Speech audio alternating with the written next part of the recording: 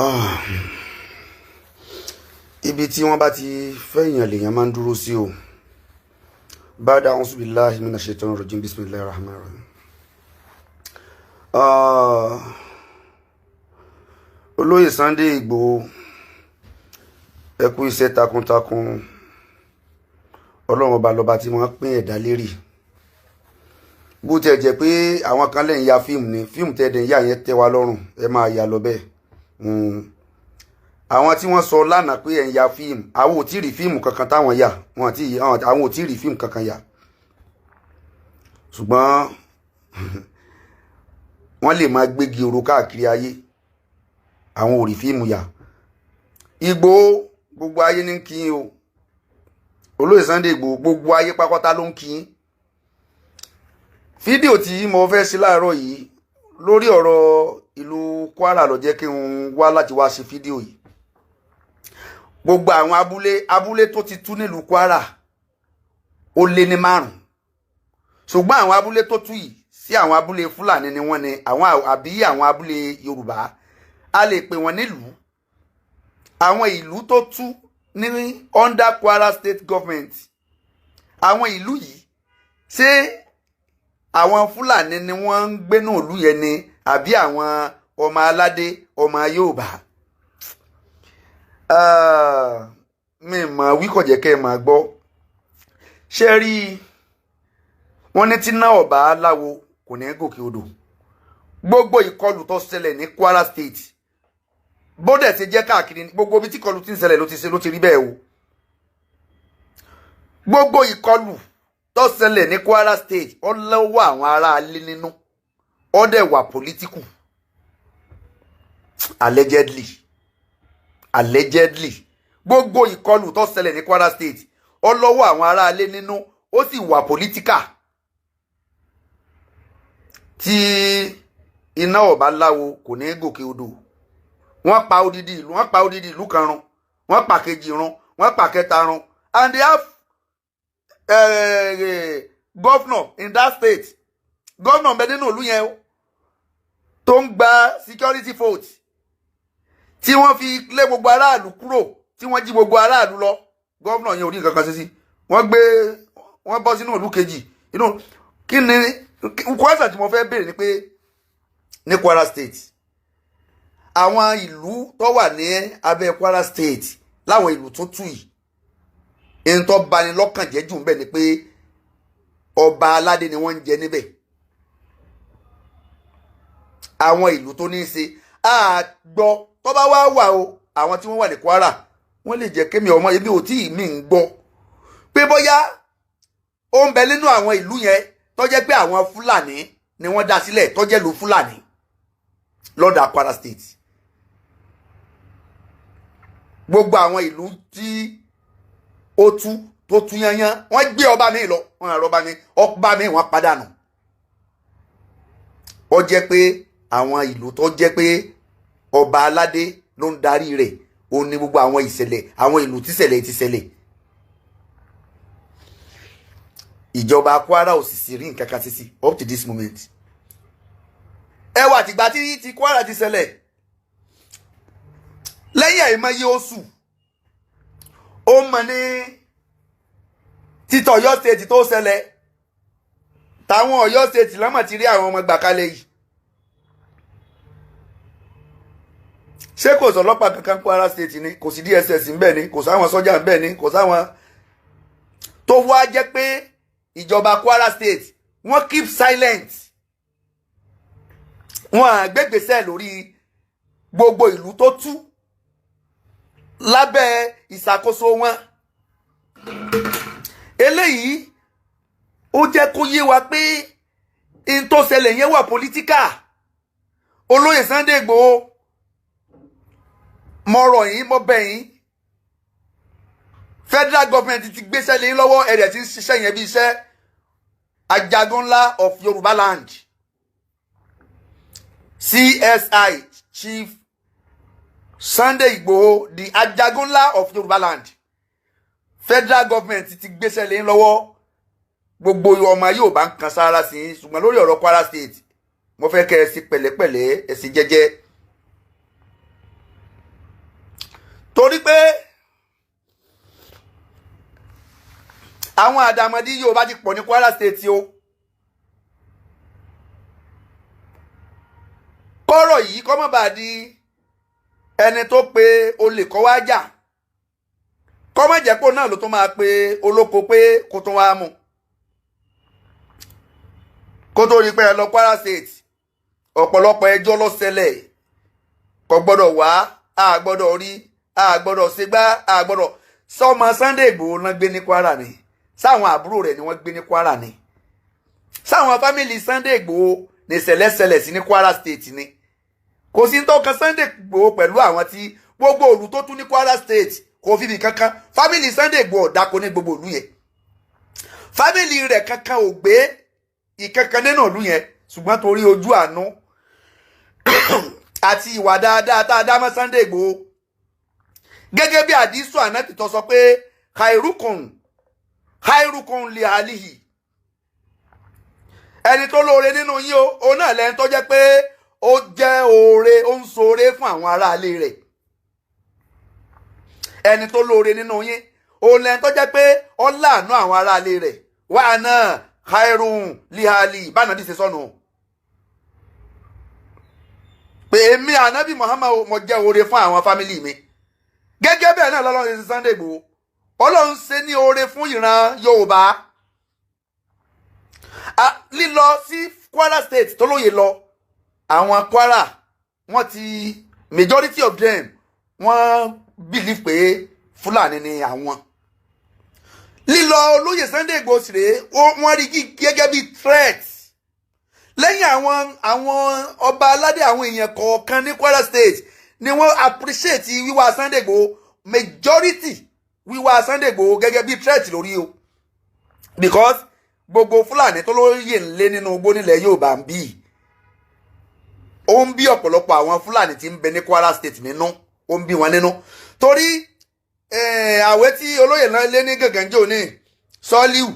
ibo ló sá lọ, sẹ́ẹ̀mọ̀ pé Kwara State lọ́lọ́ tẹ̀dó sí. so irú àwọn èèyàn bíi Sọ́líù yẹn ṣe wá expect pé lílọ sí Kwara State olóyè Sunday Igboho ṣẹ̀ṣẹ̀ bínú rẹ̀ máa dùn ni. ṣé Sọ́líù náà ní influence ní, kò ní influence ní Kwara State ni? ó ní Sọ́líù ó ní influence ní Kwara State, ó ní family ń bẹ, because tí ó bá ní family ń bẹ bí wọ́n ṣe lé ní gàngànjò ní kò ní rí Kwara State dé sí. ṣùgbọ́n torí pé àwọn ọmọ ìyá rẹ̀ wọ́n pọ̀ ní Kwara State, wọ́n wẹ́kọ̀ ọmọ ẹ̀ ní pé máa bọ̀.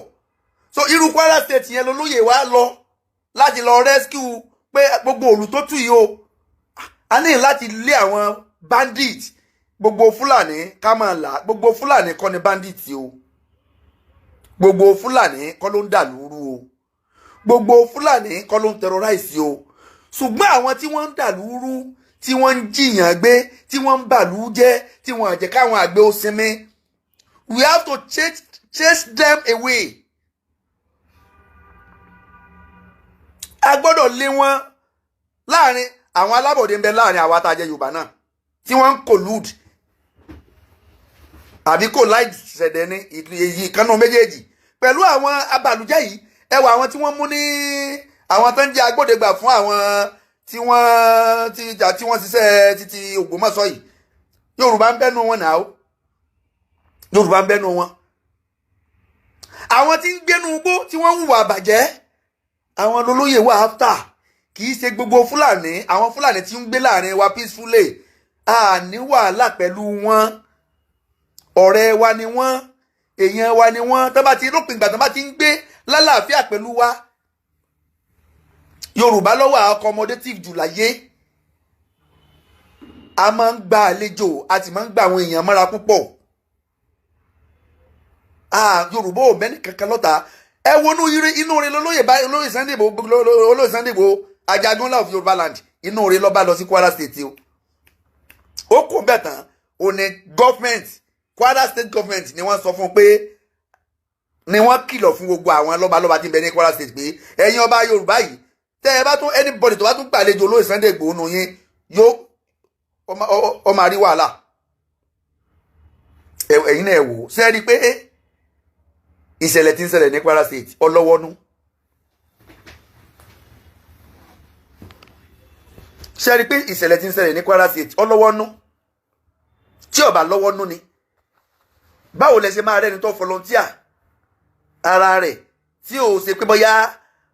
ó request pé owó kan lẹ gbọ́dọ̀ fún mi o nǹkan kan mo fẹ́ gbà kí n tó wá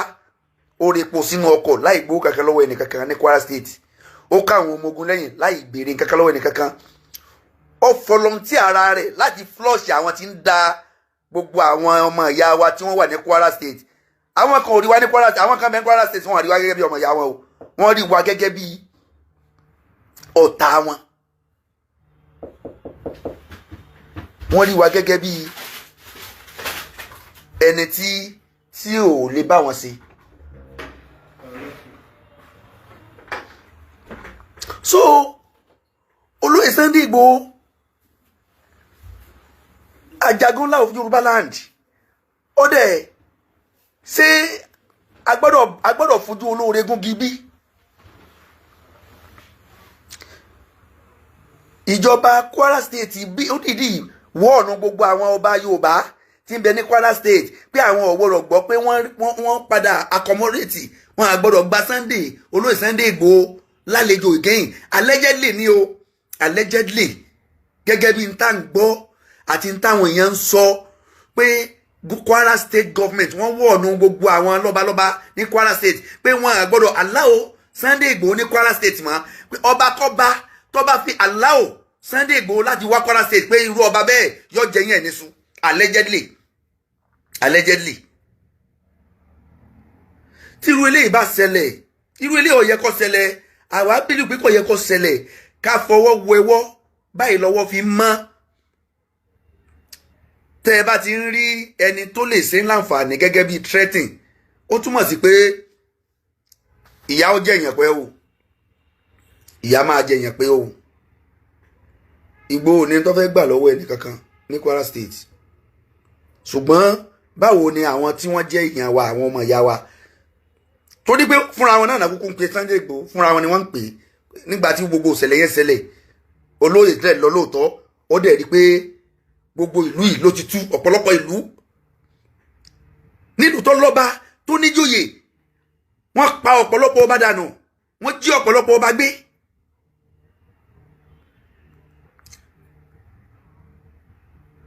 àwọn ọmọ tó kó lọ látijọ́ yìí gbogbo àwọn ọmọ yẹn náà fẹ́ẹ́ ti wàlímọ̀ náà fẹ́ẹ́ ṣe ẹ̀ràn bandage fẹ́ẹ́ ṣe wàlímọ̀ fọmọ láwọn ọmọ tán jí tán gbé kúrò ní tán gbé lọ ní Kwara State wọ́n tún publicize newspaper pé àwọn fẹ́ẹ́ ṣe wàlímọ̀ fáwọn ọmọ wò ní Kwara State ìjọba Kwara kò dẹ̀ rí nǹkan kan sí ó túmọ̀ sí pé àwọn tí wọ́n jẹ́ Yorùbá ní Kwara State they are living in isolation torí pé àwọn abúlé àwọn ìlú tí nǹkan yẹn ti ṣẹlẹ̀ ó jẹ́ àwọn ìlú tó jẹ́ ìlú Yorùbá pọ́nbélé a gbọ́ pé irú ìṣẹ̀lẹ̀ yìí ó ṣẹlẹ̀ sí àwọn ìlú táwọn Fúlàní ń gbé ní Kwara State ọlọ́wọ́nú tí ó bá lọ́wọ́nú ni wáyé tó jẹ́ pé gbogbo ìlú tó jẹ́ pé àwọn ọba náà ń jẹ níbẹ̀ tó jẹ́ pé àwọn ọba Yorùbá ni lọ́hẹ̀ níbẹ̀ ni àwọn ìṣẹ̀lẹ̀ yìí làwọn ìṣẹ̀lẹ̀ yìí ṣẹlẹ̀ sí àwọn ìṣẹ̀lẹ̀ yìí ṣẹlẹ̀ sí àìgbọ́ra ẹni yé àti àìṣedédé láàrin ara ẹni ó sì ti à ń gbọ́ allegedly pé ó ti ń ṣẹlẹ̀ láàrin àwọn ọba Yorùbá àti bàbá wa Emir tìlú Ìlọrin kọ́lọ́n jẹ́ kẹ́mi wọn gùn gbogbo àwọn bàbá wa kábíyèsí náà tí wọ́n wà ní Kwara State tán jẹ́ Yorùbá Ọlọ́run jẹ́ kẹ́mi tiwọn náà gùn.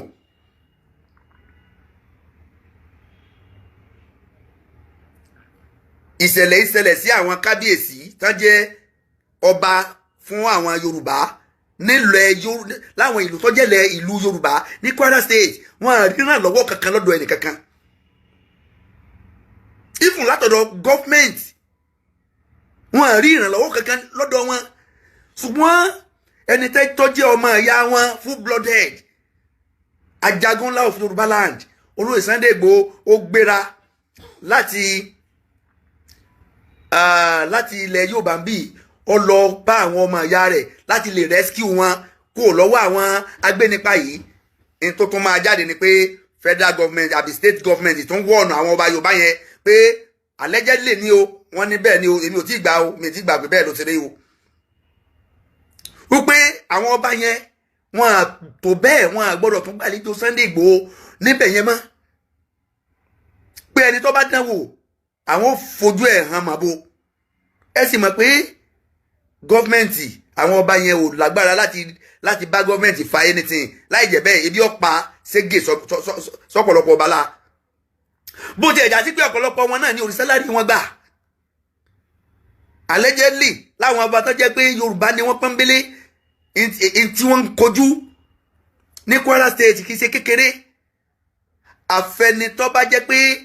ó ń lọ ó sọra rẹ̀ dẹrú láàfin emir according to allegedly ni o allegedly ni o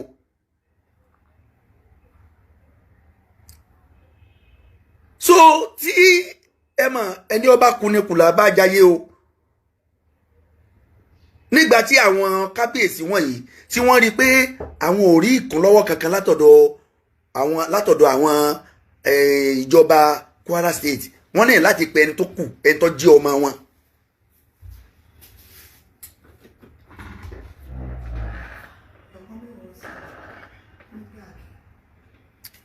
ẹni tó jẹ́ ọmọ wọn tó jẹ́ pé wọ́n lè pè lẹ́nu kan tẹ́lẹ̀ mọ̀ pé wíwá rẹ̀ yọ sàwọn lóore wọ́n ránṣẹ́ pé Chief Sunday Igboho lẹ́nu kan pé àwọn fẹ́ bọ́ ṣe mítìnì bóò ni gbogbo òlù tó tú yìí bóò ni yóò ṣe padà lẹ́nu kan lóye Sunday Igboho dẹ̀ kọ́ àwọn ọmọ ogun wọn gbàbẹ̀ lọ láti lọ fíṣítì gbogbo òlù yẹn wọ́n bá gbogbo àwọn ọba yẹn ṣe mítìnì ṣùgbọ́n àpadà sí rẹ̀ ni pé ìjọba Kwara bẹ̀rẹ̀ sí ní halẹ̀ má gbogbo àwọn ọba yìí kí ló dé tíjọba Kwara ń halẹ̀ máwọn ọba yìí ṣé wọ́n mọ̀ nípa ìṣẹ̀lẹ̀ tó ṣẹlẹ̀ ní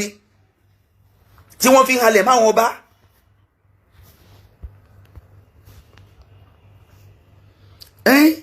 Ṣé gbogbo bí lùsì yẹn ṣe tú sínú wọn dùn sí ni só dùn mọ́ wọn nínú ni kí lù ó tó tú nígbà tí lù yẹn tú lọ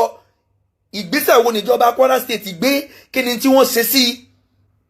wọn rí nǹkan kan ṣe sí ìgbésẹ̀ wo ni wọ́n gbé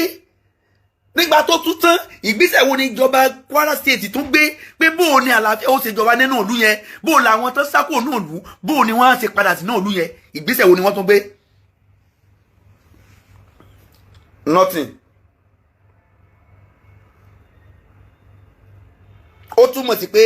àwọn alágbára kan wọ́n ń bẹ ní Kwara State tí wọ́n ń sponsor àwọn bandits àwọn terrorists láti lọ́ọ́ mọ àtàkì àwọn ìlú tó jẹ́ pé ọba aládé ni wọ́n ń jẹ níbẹ̀ wọ́n fẹ́ tú wọ́n fẹ́ lé àwọn ọba aládé yẹn padà wá sí gbogbo ọ̀dọ̀ wa ń bì wọ́n fẹ́ kán kò níyàn wọ́n fẹ́ kó jẹ́ pé ìjọba gbogbo tí ń jẹ́ Kwara State Fúlàní ni yóò máa pàṣẹ rẹ̀ tí ó bá jẹ́ bẹ́ẹ̀ ni kò yẹ kí ìjọba Kwara State kó wòran up to that extent.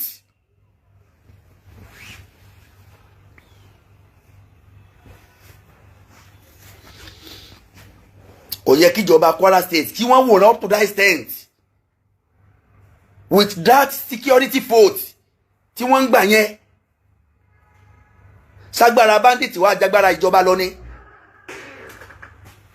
ságbára bandit agbára terrorist jágbára ìjọba Kwara State lọ ní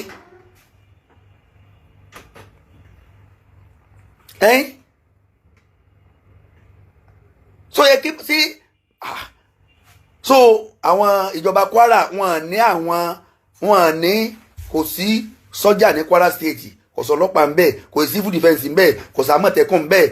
àwọn àti ẹgbà àmọ̀tẹ́kùn láàyè ní Kwara State mi rò pọ̀ gbá àmọ̀tẹ́kùn láàyè kò sáwọn local vigilante níbẹ̀ tó didi ìlú kìíní tú ìlú kejì tú ìlú kẹta tú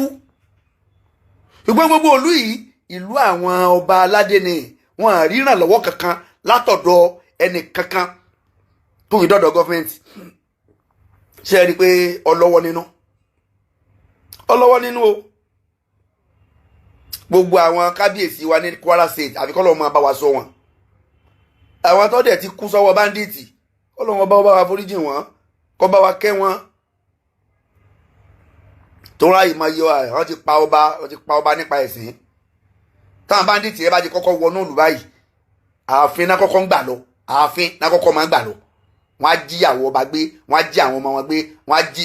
ọba gan àìmọye ọba tí wọ́n ti jí gbé tán ti padà nù ní Kwara State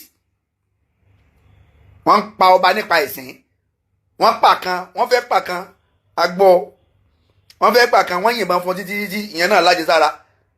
ìdí ìbọn náà fi pa nígbà tí wọ́n bò ó tí wọ́n bẹ̀rẹ̀ sí ní jẹ̀dí ìbọn máa lórí jẹ̀dí ìbọn títí tán fi pa wọ́n yìnbọn máa ìbọn ọ̀ràn ìdí ìbọn náà fi pa kábíyèsí yẹn ọba yẹn wọ́n dẹ̀ kó wọ́n gbé àwọn ọmọ ẹ̀ lọ wọ́n gbé ìyàwó lọ.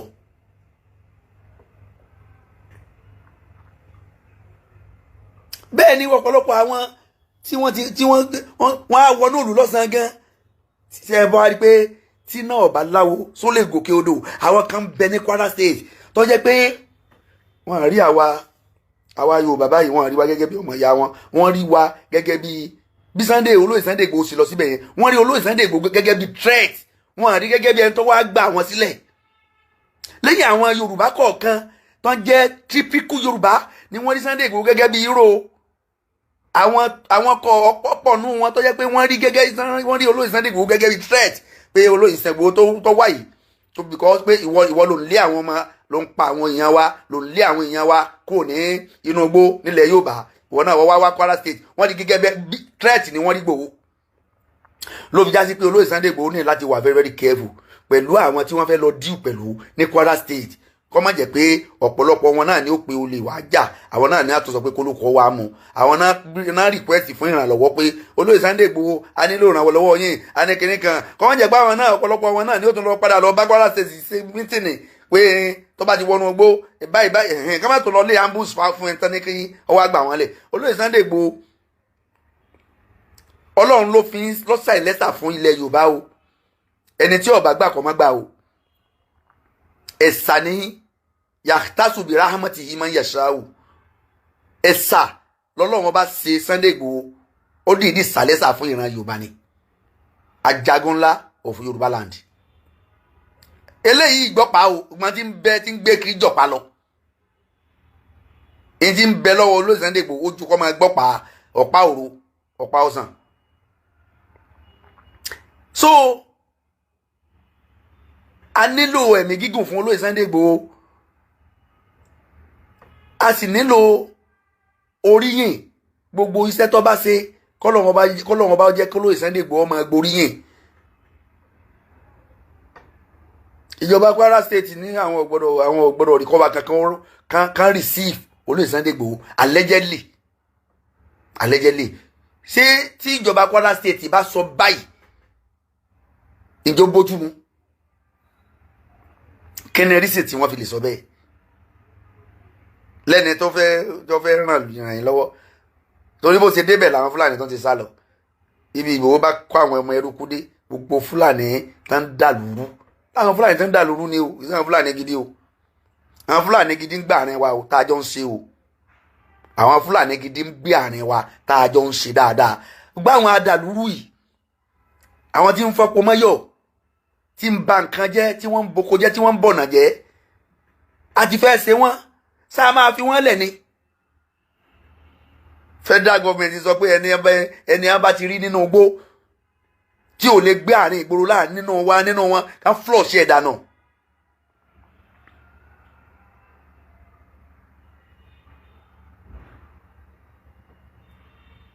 gbogbo ìlú tó tú ní Kwara State yẹn ọlọ́wọ́ nínú àwọn alágbára kan ní Kwara State ó ní nínú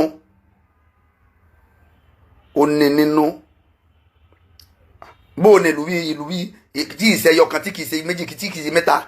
báwo ló ṣe máa tú táwọn alágbára Kwara State wọn á dẹ̀ bù kẹ́ni wọ́n á máa wòran wọn á dẹ̀ rí ìgbésẹ̀ kankan gbé sí.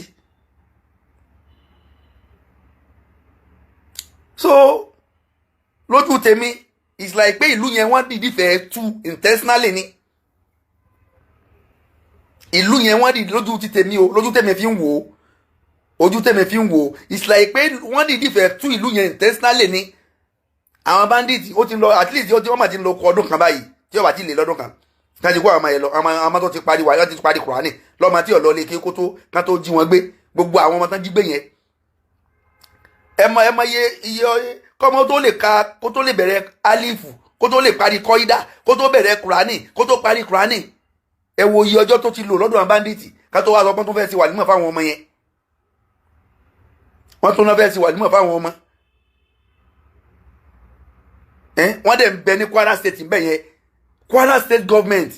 wọ́n àdẹ̀ rí gbèsè kankan gbé sí ṣùgbọ́n ẹni tó fẹ́ wá láti wá dóòlà àwọn èèyàn rẹ̀ ìjọba Kwara tún gbógun ti pé àwọn ò fẹ́ rí kí ọba kankan ó rìsífù ẹ̀ mọ́ ẹ wo ṣe ẹrújú ayé lóde ta lẹni rí ta lẹni ibi ṣé Ìgbòho lẹni ibi ni nítorí pọ́ lọ síbẹ̀ láti lọ rescue àwọn èèyàn láti lè lọ dóòlà láti àwọn tí wọ́n lé kò lé gbogbo ìlú tó ti tú láti lè sọ pé báyà kílù yẹn kó padà dìde àwọn ọba tó kù tọ́ka wọn balẹ̀ ní gbogbo ìlú tó kù tó jẹ́ ìlú Yorùbá lábẹ́ Kwara State àwọn ọba yẹn ọkàn wọn balẹ̀ àwọn ìlú kan yẹn pé ikú tí bá ń kojú gbẹ ni òwe nípa fún ni ọkàn wọn balẹ̀ o mi rò pọ̀pọ̀lọpọ̀ àwọn ọba yẹn gan sun náà lù yẹn mọ́ ọ̀dà pé wọn kàn lọ sun inú ìgboro wọn padà wà bẹ́ẹ̀ lọ́sàn ọkàn wọn balẹ̀ sókè èèyàn gbọ́dọ̀ balẹ̀ pẹ̀lú situation yẹn pẹ̀lú irú àwọn nǹkan yẹn pé àwọn ti pa ọba alágbájá ọba tàmẹ̀dò ọba òkè odò wọn pa sáwọn ọba yòókù máa wá lajú kalẹ̀ wọn á jókòó wọn á dúró ọ̀pọ̀ ìlú mi gan bandit ò ti débẹ̀ ní Kwara State yẹn wọ́n ti fúnra wọn láti kẹ́rù ara wọn láti sá lọ nílùú tó ní ìjọba tó ní adarí táwọn adarí wọn sì ń gba owó tó tówó látọ̀dọ̀ federal government tó jẹ́ owó security ni o tí wọ́n bá ná dèdè owó security tí wọ́n gbà yẹn tí wọ́n bá ná tán lórí security state kò yẹ ká gbọ́ pẹ́kẹ́ ẹnìkan kan tí wọ́n máa dà lóru wọ́n gba billions of naira ni wọ́n gbà ní security vote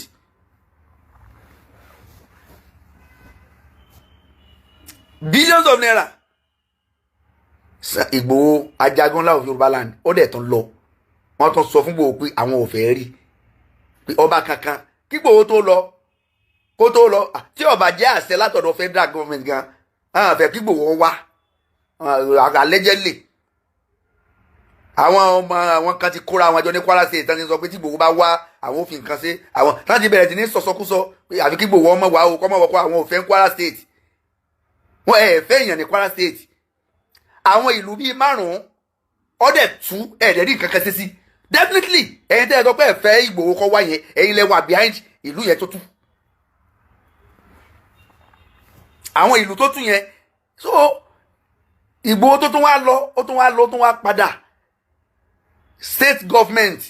tó wá ń sọ pé àwọn ọba yẹn ò gbọdọ̀ receive Sunday Ìgbòho mọ́ definitely ó ní governor ní ìdíkà question governor lórí ìlú yẹn tó tú àwọn ìlú tó tú London Kwara State government yẹn ó ní ìdíkà question àwọn alágbára tí ń bẹ níbẹ̀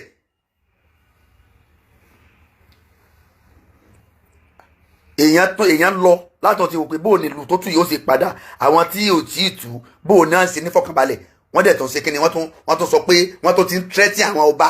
tẹ́jọba Yorùbá àwọn ọba aládé tí ń bẹ níbẹ̀ pé wọ́n á gbọ́dọ̀ gbàlejò Sunday Ìgbòho mọ́ àwọn tí wọ́n tẹ́tí àwọn tí wọ́n gbogbo ẹni tó sọ̀rọ̀ yìí jáde pé wọ́n á gbọ́dọ̀ gbàlejò Sunday Ìgbòho mọ́ ó yẹ kí wọ́n gbé wọn kí wọ́n bẹ̀rẹ̀ sí ní fọ̀rọ̀ wá wọn lẹ́nu wò àwọn yẹn wọ́n gbọ́dọ̀ mọ̀ nípa àwọn ìlú tó tú gbogbo àwọn ìlú tó ti jíyàn gbé ní Kwara State yẹn wọ́n gbọ́dọ̀ mọ̀ nípa wọn ká bẹ̀rẹ̀ wádìí látọ̀dọ̀ àwọn èèyàn yẹn. so lóye Sunday Ìgbòho ọlọ́wọ́ máa dúró tì yín o ọ̀tá ẹni òkè ń pòdù ọ̀yá o ọ̀tá ẹni òkè ń mọ nǹkan kan ṣe ṣùgbọ́n ọlọ́wọ́ bá wọn máa fi sọ̀rọ̀ ẹ̀sán yín yóò máa wà pẹ̀lú yín mọ́kàn fẹ́ kẹ́ ẹ mọ̀ pé ìlú Kwara State lílọ ọbẹ̀ ẹ wà very very careful ẹ dákun ọ̀pọ̀lọpọ̀ wọn they are Fulanis kódà àwọn atánjẹ́ Yorùbá wa gan wọ́n níbẹ̀ ní Kwara State wọ́n ń pera wọn ní Fúlàní òótọ́ rẹ̀ ti mẹ́bẹ̀ nìyẹn náà atánjẹ́ Yorùbá wa gangan wọ́n tẹ́ ẹ bá sọ pé ṣe bí Yorùbá lẹ́yìn láwọn wọn ní rárá Fúlàní láwọn o so ọ̀pọ̀lọpọ̀ wọn gan ti sún wọ́n ti gbà pé Fúlàní láwọn so lílọ ọbẹ̀ yín olóyè Sunday Igboho ẹ dákun ẹ wà very very careful Ọlọ́run bọ́ máa fi sọ rẹ̀ sọ́yìn o ààbò Ọlọ́run máa dájú lórí yín torí pé a nílò yín ilẹ̀ Yorùbá táwọn Kwara State bá ní kẹ́ ẹ má wà ẹ dákun ilẹ̀ Yorùbá yìí látọjọ́ tó lóye Sunday Igboho tó ti bẹ̀rẹ̀ operation ìrù ẹkùn àgbúrò Fúlàní kankan mọ́ ilẹ̀ Yorùbá ẹ tó sọ mí ìjọ òlẹ tó ti gbọ́ pé Fúlàní ṣe hàn àlè kankan bì kankan nílẹ̀ Yorùbá ìjọ òlẹ ti gbọ́ ọjọ́ òlẹ ti gbọ́ tó o bá gbọ́ jẹ́ kémi ò mọ̀ pé mi ìjọ àtọ̀gá ti gbà tí ìrù ẹkùn ti bẹ̀rẹ̀ operation èmi ò tún mí gbọ́ pé Fúlàní kankan tó ń sin kankan wọ́n tó ń halẹ̀ ìpínlẹ̀ kankan mọ́ tàbí wọ́n tó ń ba nǹkan kan jẹ́ nìkan tàbí wọ́n tó ń lọ mí ń gbọ́ from anywhere so definitely ìrù ẹkùn wà active wọ́n dẹ̀ ń ṣiṣẹ́ so a ní ìdí yín olóyè Sunday Igboho nílẹ̀ Yorùbá o tí àwọn Kwara State bá ní kẹ́ ẹ mọ́ wá tàbí wọ́n láwọn ò fẹ́ yín àwọn afẹ́ yín nílẹ̀ Yorùbá gbogbo ilẹ̀ Yorùbá pátápátá tó kù afẹ́ yín níbẹ̀ ẹ̀mí yóò sì gùn Ọlọ́run ọba yóò bá wa sí lẹ́sìn olóore o ẹ̀ẹ́nì kánjú kú ipá ọ̀tá ò ní káyín o Chief Sunday Adéyẹmọ Igboho Ajagunla of Yorùbá land ẹ̀ẹ́nì kánjú kú ipá ọ̀tá ò ní káyín o la hawla wala quwwata illa billahi. Assalamu alaikum wa rahmatullahi wa barakatuh.